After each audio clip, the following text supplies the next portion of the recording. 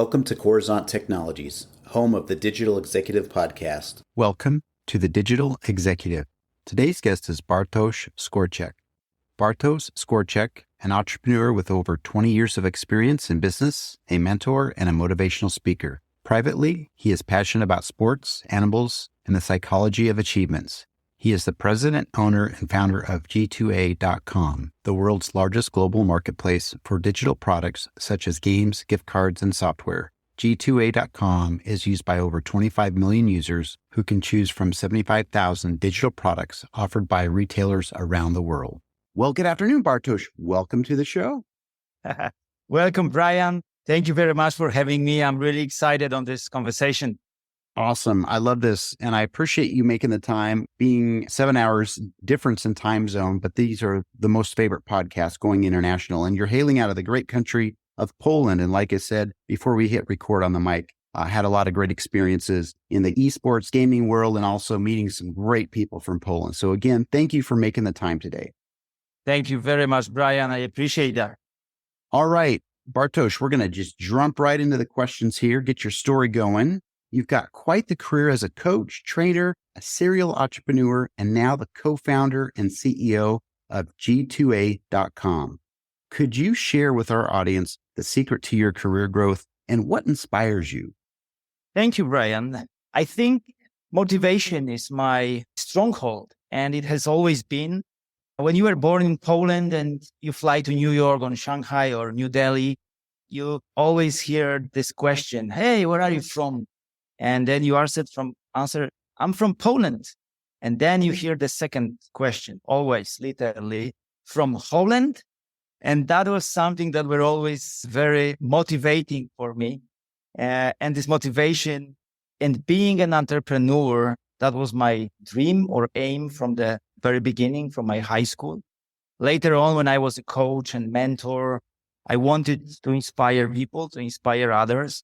And I wanted to prove that you can start from very scratch, from not a wealthy family, from regular school, from post-communism country with zero money, and just being extremely motivated, determined, open-minded, and definitely hungry for growth, for life, for education. I wanted to prove that the sky is the limit and that you can inspire people that they can build a fully global business, a leader of the industry, that you can study at MIT or Harvard and you can work with the best companies in the world. We called ourselves G2anians, so to say. And I believe we created G2A, this amazing environment for people from different countries, very diverse, honest. I would say in one word, motivation from the very, very beginning. And on the inspiration side, it's a very personal question, but at the very beginning, my parents, my father, entrepreneur who died way too early, my mother, amazingly dedicated woman. And I think I was blessed later on to meet great people around me. I was always very, very hardworking guy, hardworking student.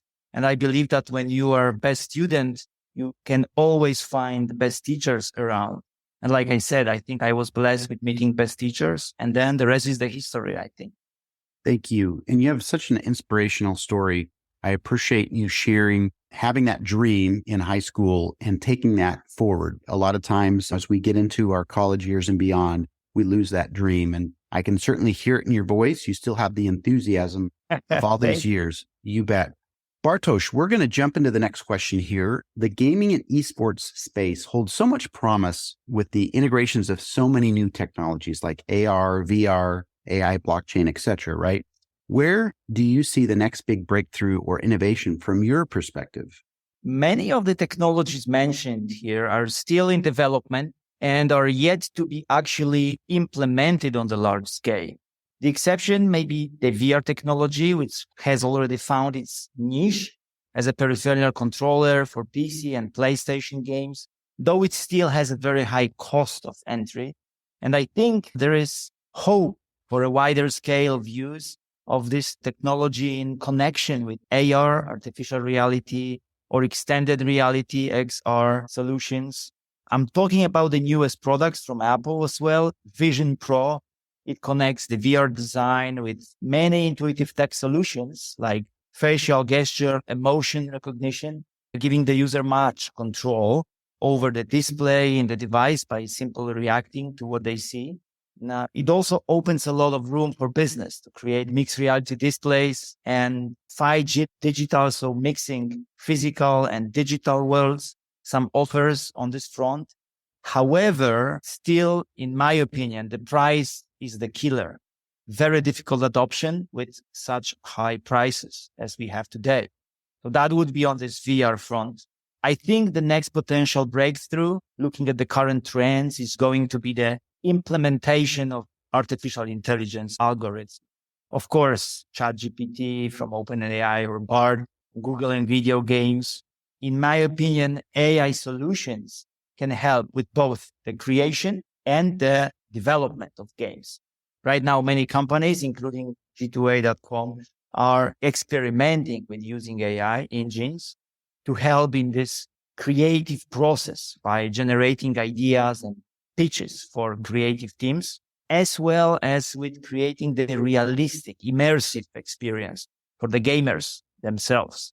And this recently, several developers, let's say Ubisoft among them, informed that they will be using AI to generate an immersive experience by making NPCs react dynamically to your action in game and issue different responses each time players interact with that. There is also this practical application of AI and the previously mentioned this intuitive tech solutions. And we can found, or it can be found not only in gaming, it can also help people with special needs. A great example of that is Project Game Face, a new way of controlling a cursor with your hand and face gestures. It can be a great help for people with motor disabilities. The project is led by Google. They have all the assets to deliver the outcome. So fingers crossed. I think it can be very helpful.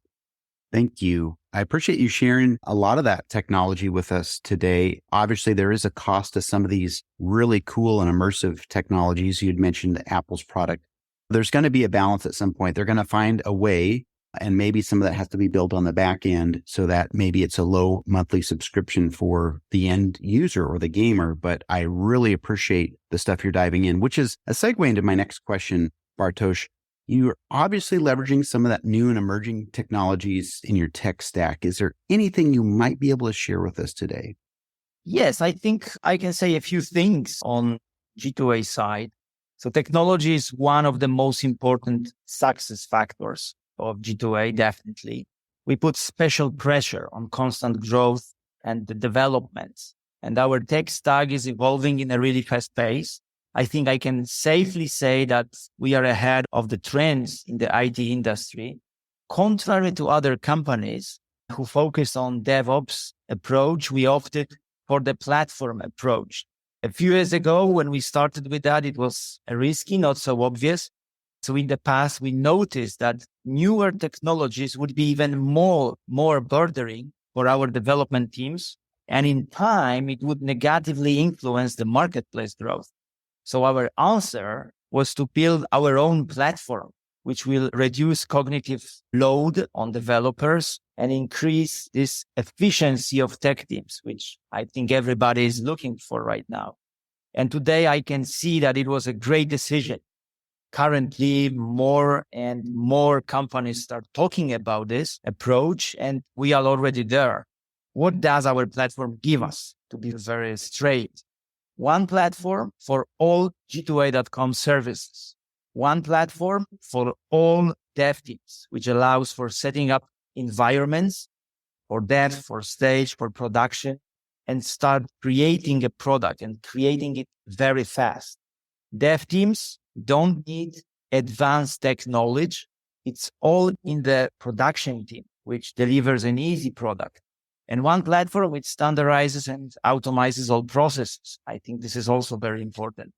Another technology implemented as a part of our tech strategy is our own Searchlight data platform.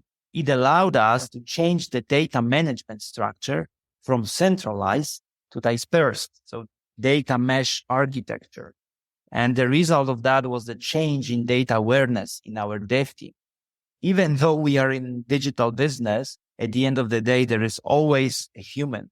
Since the ownership of data was moved to them, to our teams, that increased both their quality and the usage. And all that points towards me confidently claiming that we are a data-driven organization. And last but not least, apart from the above, we are constantly very dedicated towards improving on our security tech. E-commerce in general and all digital marketplaces, I think, in particular, are vulnerable to outside attacks. And foundation was to develop all the procedures in our business, procedures, systems, and the teams needed to provide a safe environment. The dozens of millions of dollars spent over almost 14 years of constant improvement at G2A. And on top of that, one of the ways for us to increase our security level is working with top security companies on the market. Akamai, Qualys, Ravelin, many of them, dozens of them. And to give you an example, Ravelin uses machine learning expert rules, so to say, and graph networks to help online businesses reduce losses to fraud, limit abuses to return policies, etc. And that technology helps very much to find compromised accounts and spot inceptive abuse. Maybe to technology language, but in general, it helps a lot to fighting fraud and to increase the security standards of every platform. And maybe also a little tease about the new tech project we are working on. Here, I cannot say too much about it, apart from the fact that it's connected to Web3, and it will be a jump to the next level, digital marketplace. But we will be releasing more info soon. So today I cannot say too much. Please stay tuned.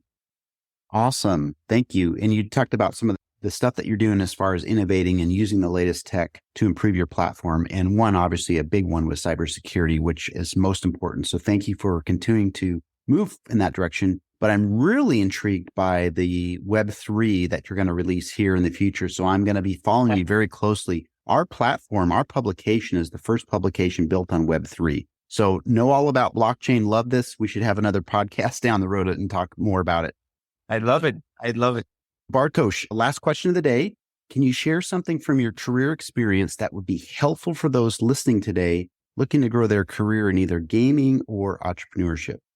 With pleasure. I started being an entrepreneur during my university. At the last year of my university, I started my first company. And I can surely say that being an entrepreneur requires a few very important traits. One is full responsibility. Since there is no boss, everything is on you. You need to be responsible as entrepreneur for actually everything what is happening in your business. You need to like this feeling of being responsible, and it may weigh a lot. So that is the first thing you really need if you want to be entrepreneur. The second thing is crazy work ethic. The work is really hard. I've been entrepreneur 20 years, and most of that time, my working week has been 100 hours. Before COVID, I was doing 200 flights per year.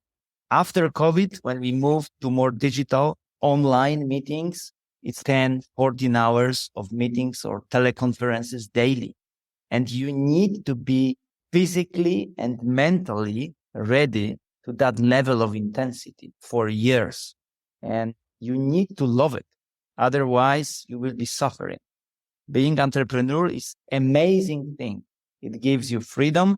It gives you vision. You can go where you want, but also it requires few things. Two, I mentioned. I think another one is resilience to stress, especially on decision-making side. You have to take decisions, make decisions under pressure of time, under pressure of people, under pressure of resources, with not enough data. Most often, there is never 100% data to take a difficult decision. And you have to be ready to take risk. Sometimes playing all in. That's the nature of being entrepreneur. And the last, but definitely not least, I would say vision. You need to be brave to have a clear, very clear vision. Where are you going and why you are going there? Because if you have the strong why, then you can move forward and forward. So this is what I would say on this entrepreneurial side. And gaming industry, on the one hand, has amazing vibe, very cool people around, and very modern, progressive industry. Gaming industry is like G2A. It's gate to adventure. So it opens the gate to a lot of adventures. And this is something super amazing and bringing you and giving you really the fantastic emotions. There is also the other side. When you want to do business in gaming industry, it can be very hermetic. It can be difficult to break through.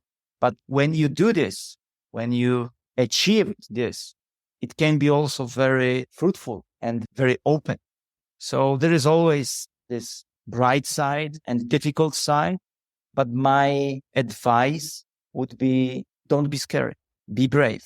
And if you want to be entrepreneur and you really feel it, that this is something for you, then it will be the best journey that you can have in your life. Bartosz, thank you so much. I appreciate you breaking that down, both on the entrepreneurship side, which I agree is a lot of hard work, and then on the gaming side as well. I certainly appreciate the gems that we've extracted from your podcast today and will share with our global audience. Bartosz, it was a pleasure having you on today, and I look forward to speaking with you real soon. Thank you very much, Brian. I really appreciate your invitation, and thank you very much. Talk to you soon. Bye for now.